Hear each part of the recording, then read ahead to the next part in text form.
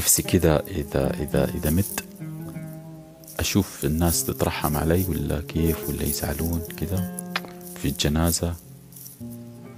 يا ويلي بتأثر.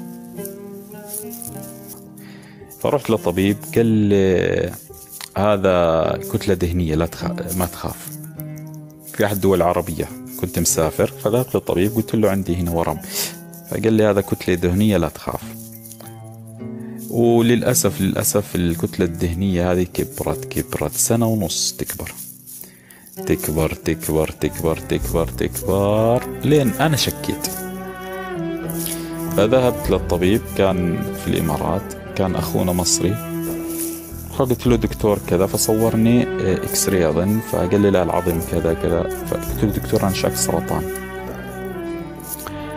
فضحك قال لا مش سرطان، ده بيكون ضربة أو كيس دهني وكذا، بس حنطمن نعمل لك MRI.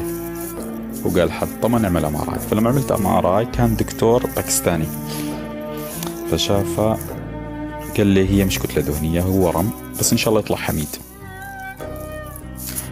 ومن هنا أخذوا العينة وطلع خبيث. لا تخاف أنا قوي، والله ما أجاملكم، قسما بالله نفسية حلوة. بس أنا زعلان لأن العملية في رجلي الحين مو قادر أمشي، بس ما أريد أصورها. رجلي الحين قد راسي، قسما بالله ورم كذا قد راسي، والله قد راسي. إيه في ألم بس يعني لما أقف أتحرك بس. يلا استودعكم الله والله يوفقكم. شكرا لكم، وأنا في خير الحمد لله، أموري طيبة. شكرا من هذا المتعب لكم. وادعوا لي يا أفضل متابعين في كوكب الأرض.